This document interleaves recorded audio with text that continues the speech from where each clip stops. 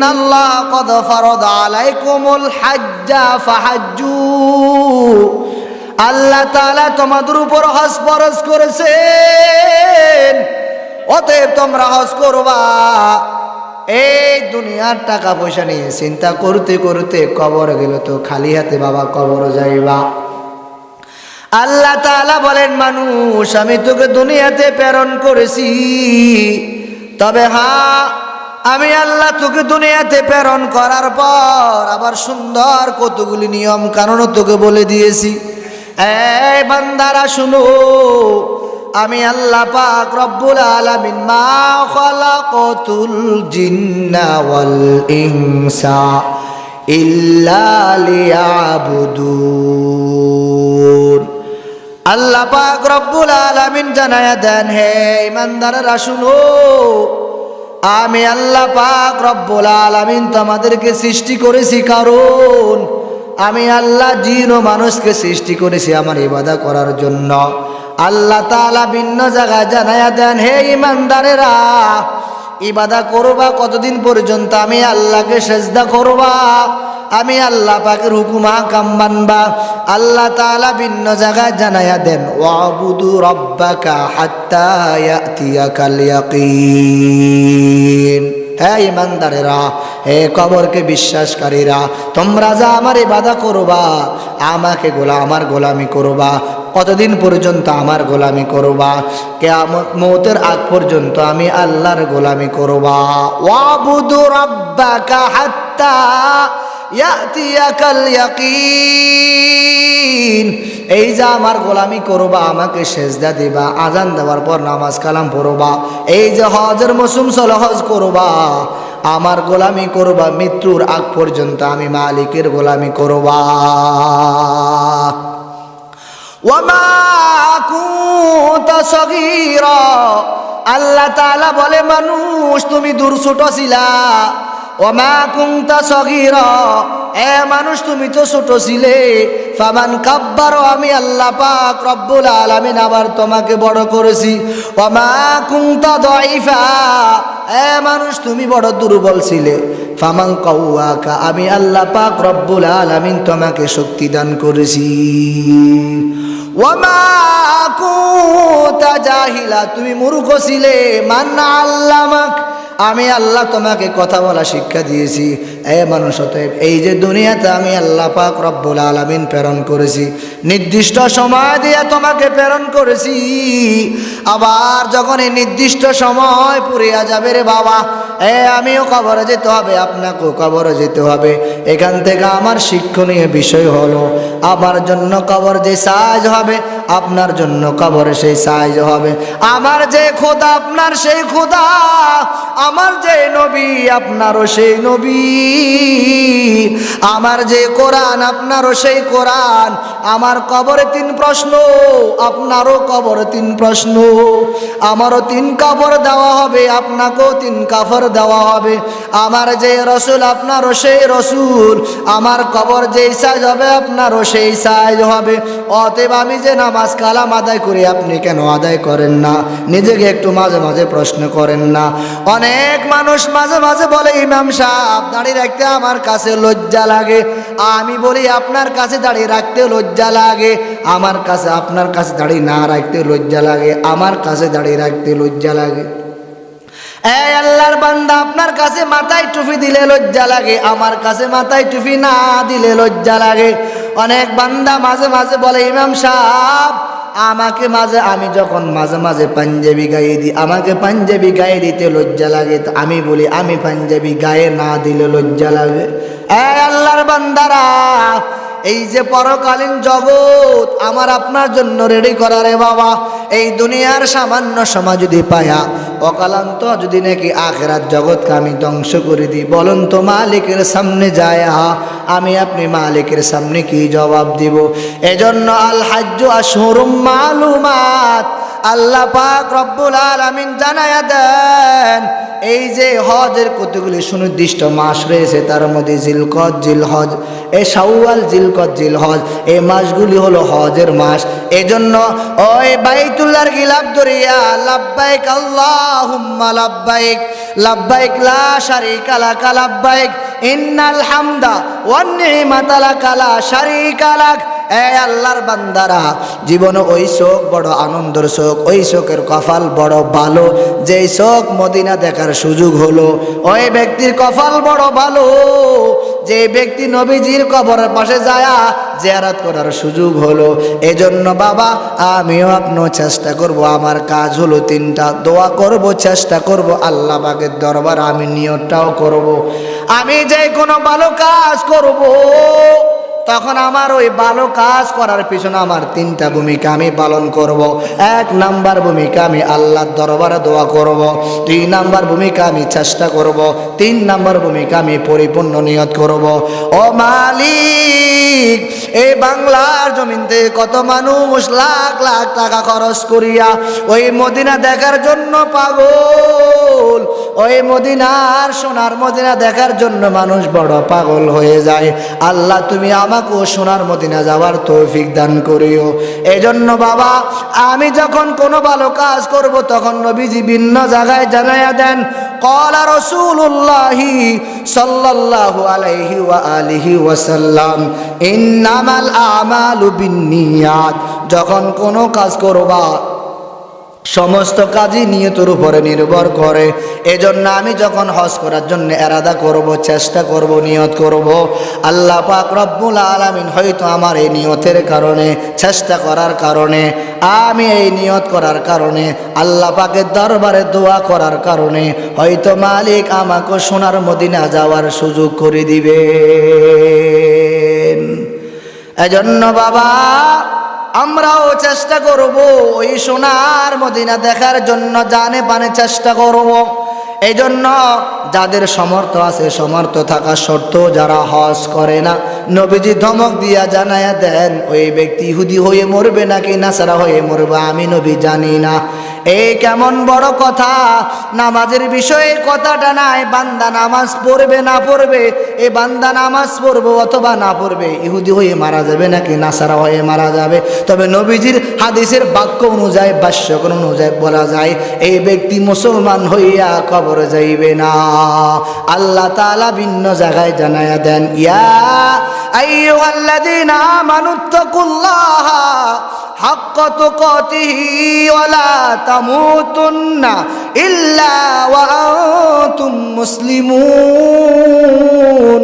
আল্লাহ পাক রব্বুল আলামিন জানায়া দেন, হ্যাঁ ইমানদারেরা সাবধান সাবধান, এই যে কবর আসবা পরিপূর্ণ মুসলমান না হইয়া কবর আসবা না। এই জন্য তো আজকে দেখা যায় যারা নামাজ কালাম পড়ে না তারাও কবরে যায়, যারা আবার নামাজ কালাম পড়ে তারাও কবরে যায়, যারা আল্লাহর হুকুম আকাম পরিপূর্ণ গোলামি করে তারাও মারা যায়, যারা আল্লাহর হুকুম আকাম পরিপূর্ণ পালন করে না তারাও মারা যায়। এই যে আল্লাহ পাক রব্বুল আলামিন আমাকে আপনাকে পাঠাইলেন, তো মালিক বলেন আমি যে তোমাকে দুনিয়াতে পাঠাইলাম, কেন পাঠাইলাম? তুমি আমার গোলামি করবা, আমি এই জন্য তোমাকে পাঠাইলাম। দুনিয়ার মানুষ মোবাইলওয়ালা যখন মোবাইল যখন তৈয়ার করে, মোবাইল তৈয়ার করার পর আবার মোবাইলের মধ্যে কতগুলি ক্যাটালগ দিয়ে দেয়। মোবাইল ব্যবহারকারী ভাই, এই যে মোবাইল কেমনে ব্যবহার করবা, এই যে গাড়িওয়ালা যখন গাড়ি বানায় তখন গাড়িওয়ালা গাড়ির মধ্যে কতগুলো ক্যাটালগ ব্যবহার করে। ওই ড্রাইভার ভাই, এই যে গাড়ি ব্যবহার করবা কোন নিয়মে গাড়ি ব্যবহার করবা, এইভাবে ব্যবহার করলে তোমার গাড়ি ভালো থাকবে, আর এইভাবে গাড়ি ব্যবহার করলে তোমার গাড়ি অটোমেটিক নষ্ট হয়ে যাবে। যুবক, ওই মোবাইল ব্যবহারকারীওয়ালা ভাই, এই যে মোবাইলটা এইভাবে ব্যবহার করলে তোমার মোবাইল ভালো থাকবে, উল্টা পাল্টা ব্যবহার করবি এই তোমার মোবাইল নষ্ট হয়ে যাবে। আল্লাহ তাআলা বলে মানুষ আমি তোকে পাঠায়া কতগুলি ক্যাটালগ দিয়ে দিলাম। এক নাম্বার ক্যাটালগ আমি আল্লাহ পাক তোকে দুনিয়াতে প্রেরণ করার পর তোকে আমি আল্লাহ পাক আমার গোলামির ভিতরে সর্বপ্রথম ঈমান আনার পর 5 বেলার নামাজ দিয়ে দিলাম। এই 5 বেলা নামাজ পড়বা, আর 5 বেলা নামাজ পড়ে কবর আসবা, তোমার জন্য জান্নাত অটোমেটিক রেডি। মকুং সুস্তি নামাজে ফাঞ্জে গানা ফাওয়াইলুল লিল মুসাল্লিন আল্লাযিনা। মকুং সুস্তি নামাজে ফাঞ্জে গানা ফাওয়াইলুল লিল মুসাল্লিন আল্লাযিনা। অলসতা করা যাবে না কোনোভাবে। কারণ মানুষ জাহান্নামে যাওয়ার পিছনে 1 নাম্বার কারণ হলো অলসতা। এই যে আজকে দেখা যায় অনেক মানুষ নামাজ পড়েন না কেন, হুজুর নামাজ পড়বো, আজান দেওয়ার পর হঠাৎ করে আল্লাহর এক বান্দা ডাক দিয়া বলে চলো বাবা আজান দেওয়া হলো মসজিদে যাই। আল্লাহর বান্দা এই কথার উত্তর দেয় হুজুর আমি আসি, একটু পরে নামাজ আদায় করবো। আব্বাজান একটু বলেন তো, এই যে আমি আসবো, এই আসার কোনো আমার নিশ্চয়তা নাই, গ্যারান্টি নাই। এই জন্য আমার 1 সেকেন্ডের কোনো ভরসা নাই। আমি কবে কখন মৃত্যুবরণ করি, আমার হায়াত কবে কখন শেষ হয়ে যায়, আজরাইল কবে কখন আমার ডাক নিয়ে আমার কাছে এসে যায়। এজন্য আমাকে সব সময় তৈয়ার থাকা দরকার। মালিক কখন জানি আমাকে ডাক দেয়, আবার আমি মালিকের ওই ডাকে সাড়া দিতে হবে। এজন্য আমাকে সব সময় তৈয়ার থাকতে হবে। মালিক যখন আমাকে ডাক দেয় আমি খালি হাতে একা একা দুনিয়ার থেকে বিদায় নিতে হবে। আজকে তুমি যাদের লাগি শুধুই পাগল পারা, যেতে হবে একা একা, কেউ যাবে না তারা। ছাড়িতে হবে মায়ার বান্ধন, সাদের এই বালাখানা। 3.5 হাত জায়গা পাবি, পাবি না রে বিছানা। 3.5 হাত জায়গা পাবি, পাবি না রে বিছানা। যেতে হবে খালি হাতে, যেতে হবে খালি হাতে, সঙ্গে কিছুই যাবে না। 3.5 হাত জায়গা পাবি, পাবি না রে বিছানা।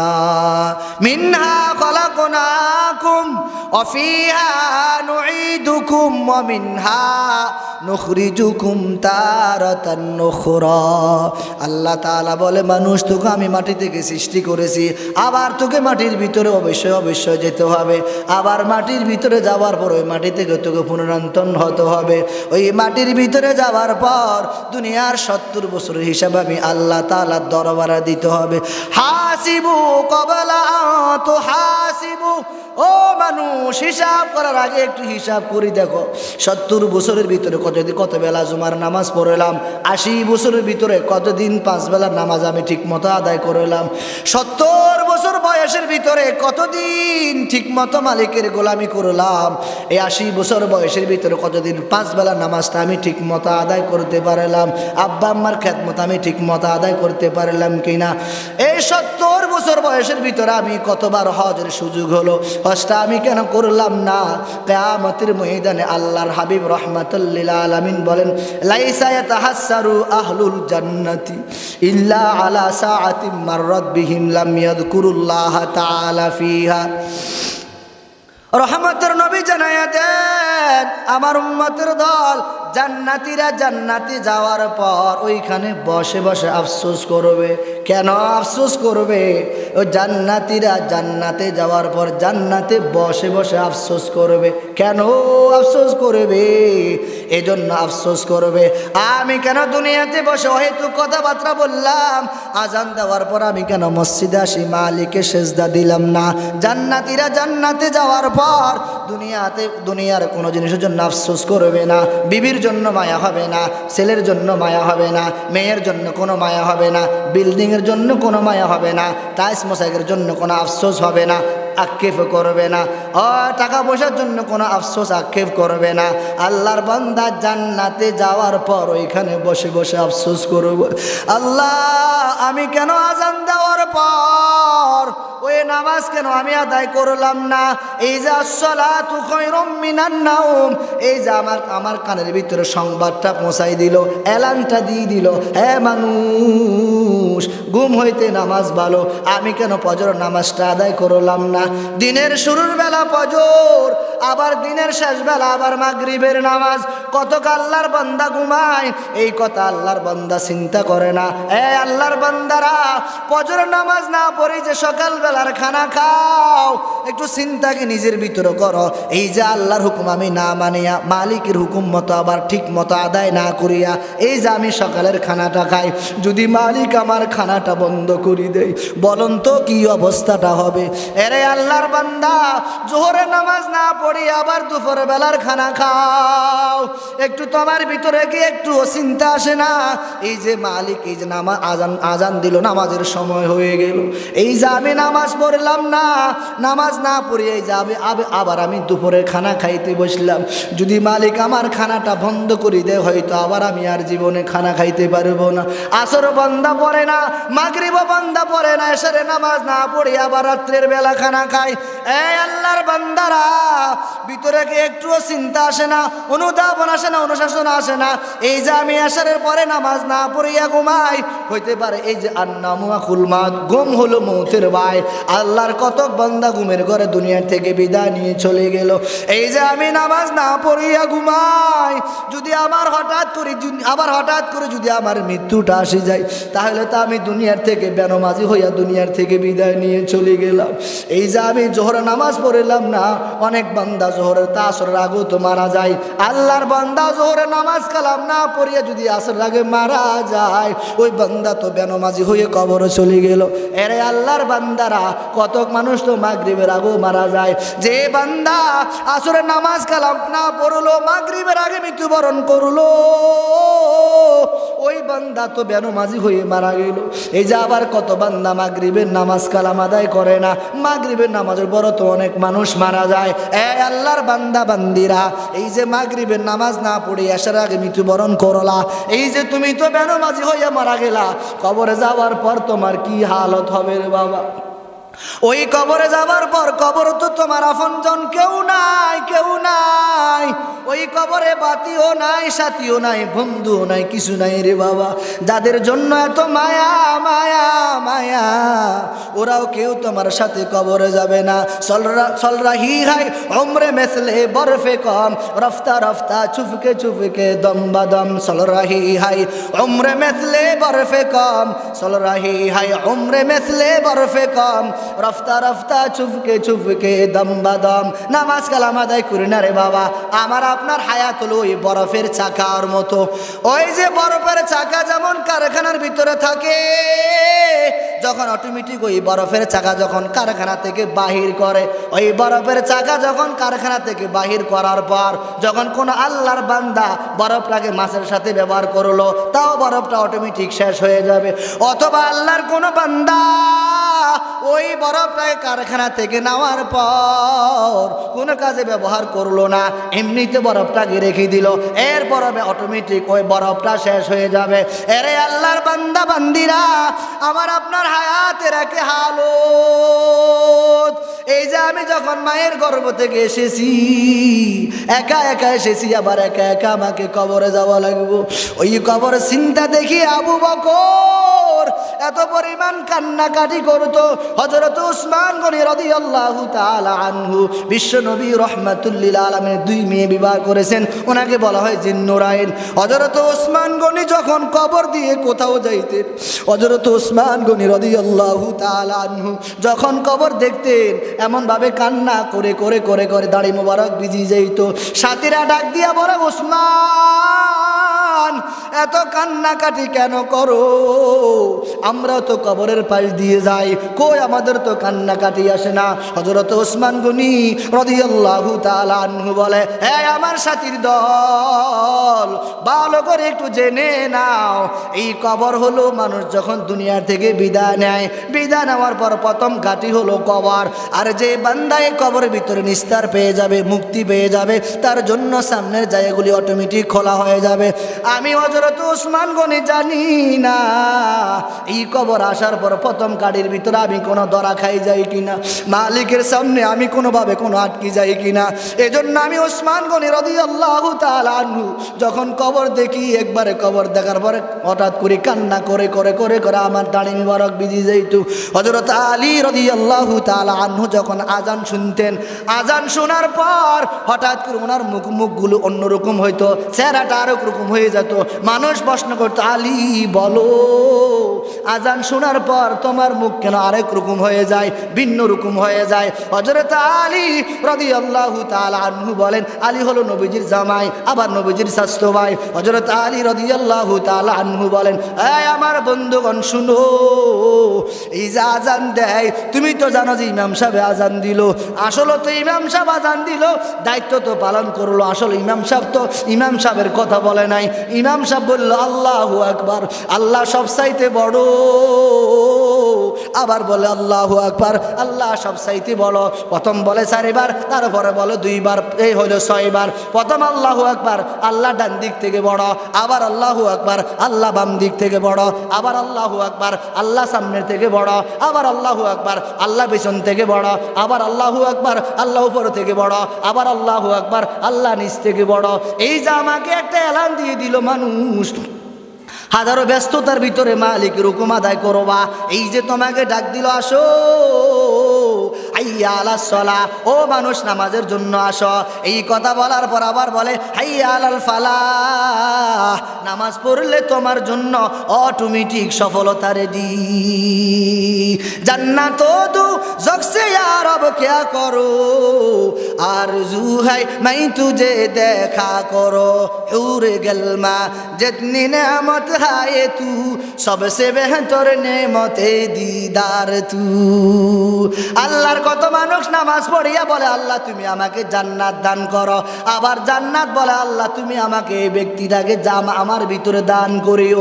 দুনিয়ার সকল মানুষ জান্নাত খুঁজ করে, আর জান্নাত বলে আল্লাহ আমি আবু বকরকে খোঁজ করি। ও আল্লাহ তুমি আমার ভিতরে আবু বকরকে দিয়ে দিল।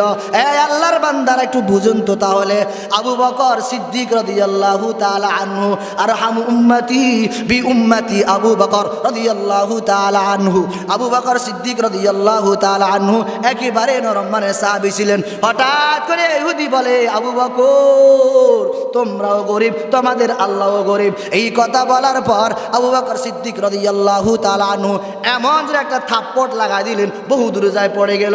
আল্লাহর হাবিব রাহমাতুল লিল আলামিনের কাছে ইহুদি বিচার নিয়ে গেল, ওগো আল্লাহর হাবিব আপনার আবু বকর আমাকে একটা থাপ্পড় দিল। আল্লাহ পাকের হাবিব রাহমাতুল লিল আলামিন বলে, না না না, ওয়াশাদুহুম ফি আমরিল্লাহি ওমর, এটা তো ওমর রাদিয়াল্লাহু তাআলা আনহুর কাজ, কারণ ওই ব্যক্তিটা একটু গরম টাইপের মানুষ, আবু বকর একবারে নরম মানের মানুষ, এই তো তোমাকে থাপ্পড় দিতে পারে না।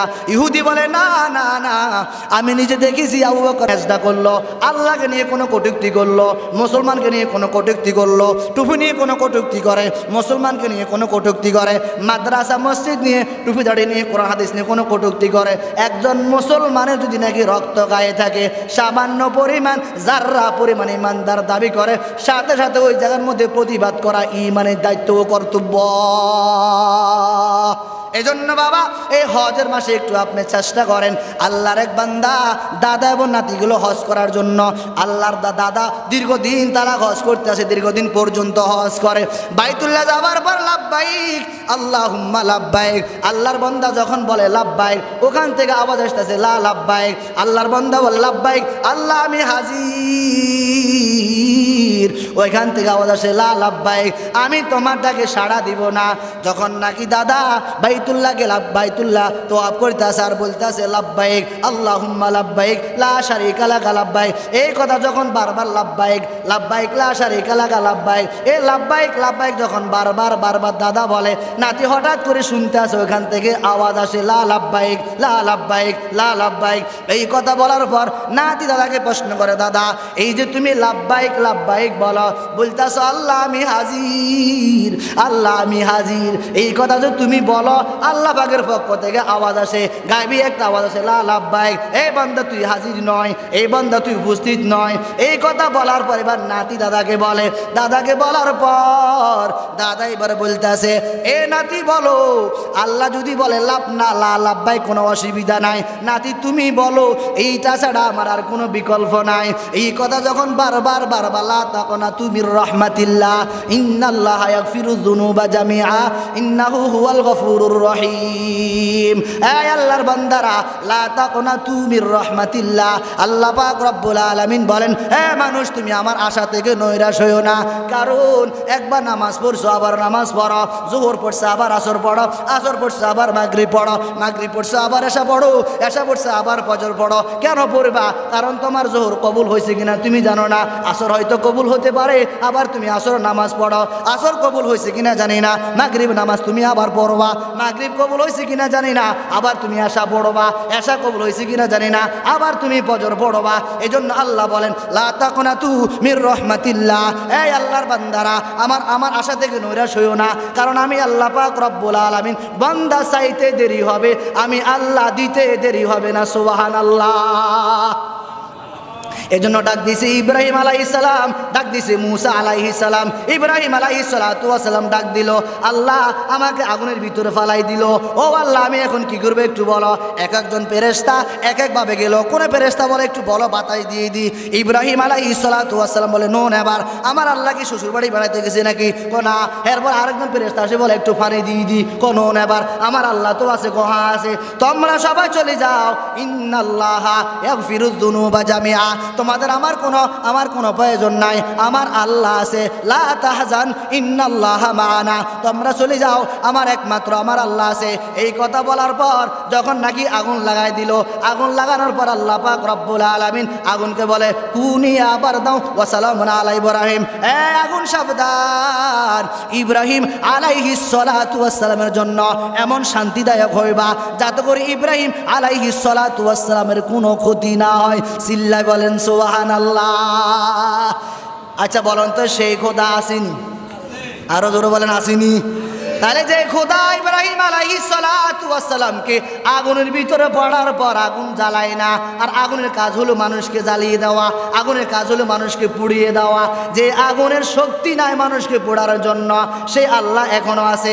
আমি যদি ইব্রাহিম আলাইহিস সালাতু ওয়াস সালাম মতন এখনো ডাক দিতে পারি, আমার ঘরের ভিতরে আর অশান্তি থাকবে না। আমি যদি এখন ইব্রাহিম আলাইহিস সালাতু ওয়াস সালামের মতো এখনো ডাক দিতে পারি, আমার দোকানের ভিতরে ব্যবসার কোনো সমস্যা হবে না। আমি যদি এখন ইব্রাহিম আলাইহিস সালাতু ওয়াস সালাম মতো ডাক দিতে পারি, আমার পরিবারের ভিতরে কোনো অশান্তি হবে না। ডাক দিয়েছে ইউসুফ আলাইহিস সালাতু ওয়াস সালাম, ওই যে আজিজে মিশর, ওই যে মিশরের বাদশার স্ত্রী যখন নাকি ইউসুফ আলাইহিস সালাতু ওয়াস সালামের সাথে কুকম করার জন্য প্রস্তাব দিল, আল্লাহ পাক রব্বুল আলামিন এমন সুন্দর কারখানা করে দিলেন, এরপরে মালিক বলে দিলেন না না না, ইউসুফ আলাইহিস সালাম দোষী না, দোষী হলো বাদশার স্ত্রী। আল্লাহ পাক কত সুন্দর করে মেডিসিন দিয়ে দিলেন, সে আল্লাহ এখনো দুনিয়াতে আছে। মুসা আলাইহিস সালাতু ওয়াস সালাম একদিনের সন্তান, হঠাৎ করে ওই যার বয়ে সেখানে গেলে সন্ধ্যা হয়, যার বয়ে পানিতে পাঠাই দিলেন, ওই ছুমা দিয়ে দিয়ে দিয়ে দিয়ে ওর বাড়িতে পৌঁছালেন। ইব্রাহিম মুসা আলাইহিস সালাতু ওয়াস সালাম একদিনের সন্তান পানির ভিতরে পালাই দিলেন। পানির ভিতরে পালানোর পর আমরা স্বাভাবিক যারা কোনো বারে জিনিস পড়লে ওটা অটোমেটিক ডুবে যায়। মুসা আলাইহিস সালাতু ওয়াস সালামকে যখন পানির ভিতরে পালাই দিল, মুসা আলাইহিস সালামকে পানির ভিতরে পালানোর পর আস্তে আস্তে সুমা দিয়ে দিয়ে দিয়ে দিয়ে ওর বাড়িতে পৌঁছাইয়ে দিলেন। আল্লাহ কে বান্দা দেখ, আমি আল্লাহ কি না পারি? যে মূসা ডুবার কথা আমি আল্লাহ SMS দিয়ে দিলাম, নদী সাবধান সাবধান, এমন একটা জিনিস তোর ভিতরে দিয়ে দিলাম, হয়তো তোর এই নদীর জীবনের 70, 80, 100 ন হাজার হাজার জীবনের ভিতরে এরকম একটা জিনিস তুই কখনো পাবি না। অতএব এই নদী তুই সুমা দিয়া দিয়া দিয়া দিয়া ওর বাড়ি তিনি পৌঁছায়া দে। আল্লাহ ইব্রাহিম মূসা আলাইহিস সালাম একদিনের সন্তান হইয়া আল্লাহ পাকের হুকুম মানে ওই নদীর ভিতরে বললো, নদী ওকে সুমা দিয়া দিয়ে দে, ওর বাড়িতে পৌঁছাই দেয়। নদীও কথাটা শুনলো, ওই দিকে ইউসুফ আলাইহিস সালাম দরজা খুলে দিল, ওই জায়গাতে কথা শুনলো। ওই দিকে ইব্রাহিম আলাইহিস সালাতু ওয়াস সালাম আগুনও পড়লো, আগুনও কথা শুনলো। এখন এই কথাগুলি আমি কেন বললাম? এই কথা বলার কারণ হলো, আজ আমি 70 বছর একজন মানুষ, 80 বছরের একজন মানুষ, আমি আজান দিলে মসজিদে আসি না, নামাজ কালাম ঠিক মতো আদায় করি না। এই যে হজের মৌসুম চলে, আল হাজ্জু আশহুরুম মালুমাত, কই আমার তো কোনো হজের কোনো চিন্তা চেতনা নাই, আমার হজের কোনো প্রিপারেশন নাই, আমি কি হজ করব কি করব না এই চিন্তাটাও আমার ভিতরে নাই। দেখবেন মাঝে মাঝে গরু যখন নাকি ওই মাঠের মধ্যে দূরে কোথাও দেওয়া হয়, হঠাৎ করে মালিক যখন গরুটাকে ওই মাঠের মধ্যে ছাড়ি দেওয়া হয়, ওই গরুটা মালিকের আগে বাড়িতে আসি পৌঁছিয়ে যায়। এইখান থেকে একটা শিক্ষণীয় বিষয় হলো, এই যে পথের ধারে কত মানুষের বাড়ি, এই গরুটা এক বাড়িতে কেন ঢুকলো না, মালিকের বাড়িতে গরুটা কেন ঢুকলো? এখান থেকে আমার শিক্ষণীয় বিষয় হলো, এই গরুটা আমার বাড়ি চিনে, কারণ আমি গরুর পিছনে সকাল সন্ধ্যা সময় দিই। এ মানুষ স্ত্রীর দিকে তাকায়া পাগল হইলি, এত সুন্দর স্ত্রীর চেহারা কে তৈয়ার করলো, তার দিকে পাগল কেন হলি না? আসমান দেখি একই মালিকের কথা স্মরণ পড়ে না, পানি দেখি একই মালিকের কথা স্মরণ পড়ে না? যে আল্লাহ এত সুন্দর আসমান, কোনো কিছু ছাড়া আল্লাহ পাক রব্বুল আলামিন সুন্দর করে বানায় রাখলেন বান্দা তোর জন্য। আবার আল্লাহ এই জমিনকে তোর জন্য বিছানা বানাই দিলেন। কেন বানাই দিলেন? তোর জন্য বিছানা বানাই দিলেন। এ বান্দা, এগুলা কি দেখি আমি মালিকের কথা স্মরণ পড়ে না? আজ তোমার সন্তান যখন তোমাকে আব্বা বলি ডাকে, তোমার মনটা বড় খুশি হয়। এ আল্লাহর বান্দারা, সন্তান যখন বাবাকে বাবা বলি খুশি হয়, যে সন্তানকে আমি আল্লাহ বানাইলাম, যে সন্তানের বাবা ডাক শুনিয়া বাবার মনটা খুশি হয়। আমি যে আল্লাহ তোকে আদর করি বানাইলাম, আমি আল্লাহ তোকে দয়া করি বানাইলাম, সুন্দর করি বানাইলাম, নিজ হাতে বানাইলাম। আমি আল্লাহ পাক রব্বুল আলামিন জান্নাত বানাইলাম কুন ফায়াকুন, আমি আল্লাহ মাটি বানাইলাম কুন ফায়াকুন, আমি আল্লাহ জাহান্নাম বানাইলাম কুন ফায়াকুন, আমি আল্লাহ আসমান জমিন বানাইলাম কুন ফায়াকুন।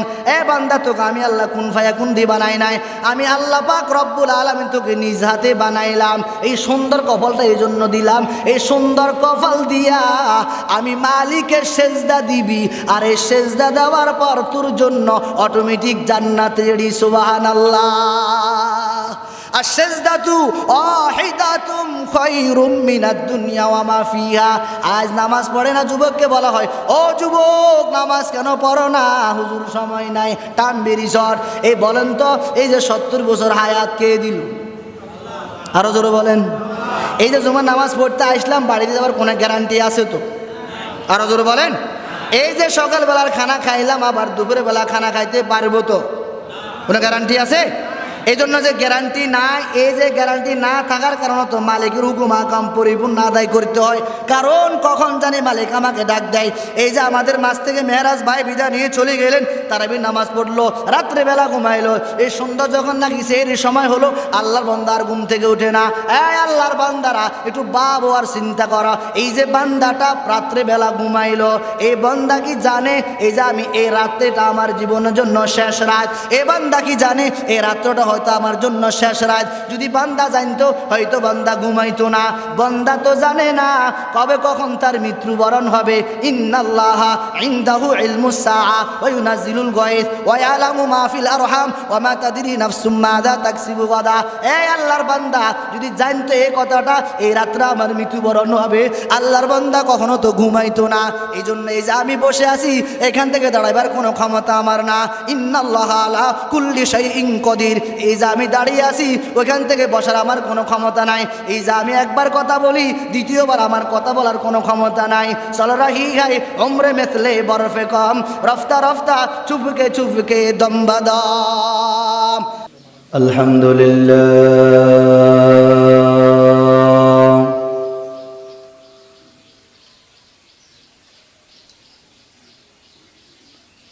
الحمد لله الذي جعل الشمس والقمر بحسبان والنجم والشجر يسجدان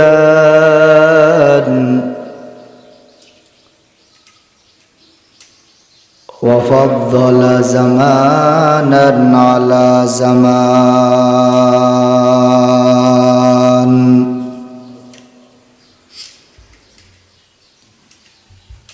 كما فضل مكانا على مكان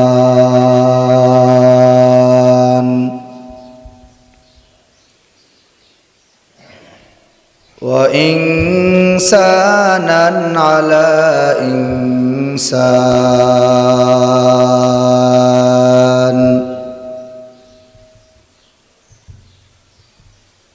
ونشهد أن لا إله إلا الله وحده لا شريك له لا ضد له ولا ند له ولا مثل له ونشهد أن سيدنا وسندنا وحبيب ربنا وطبيبنا وطبيب قلوبنا ومولانا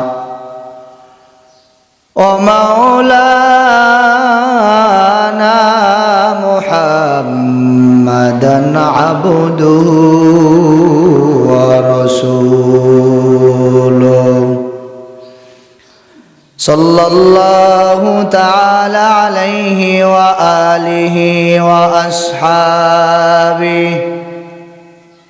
وأصحابه وبارك وسلم تسليما كثيرا كثيرا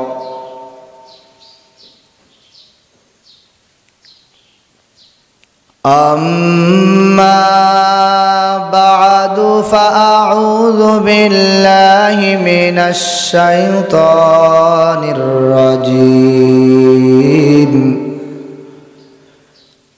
بسم الله الرحمن الرحيم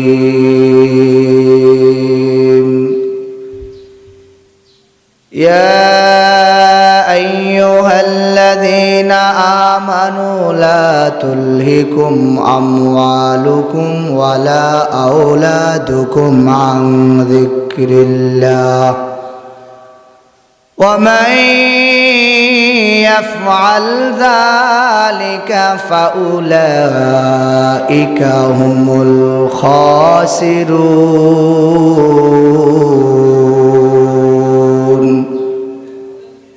وقال النبي صلى الله عليه وسلم الحج المبرور ليس له جزاء إلا الجنة أو كما قال عليه الصلاة والسلام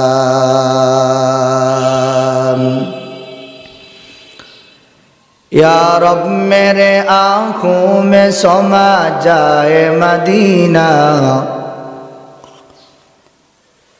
या रब मेरे आँखों में समा जाए मदीना मुद्दत से मेरा दिल में तमन्नाए मदीना मुद्दत से मेरा दिल में तमन्नाए मदीना तलवार बकट हो के निकल मैदान आसीर तलवार बकट हो के निकल मैदान आसीर दुश्मन के मुकाबिल तू लगा नाराए तकबीर दुश्मन के मुकाबिल तू लगा नाराए तकबीर। तू मर्द मुसलमान हो, तू मर्द मुसलमान। एक हाथ में तलवार, एक हाथ में कुरान।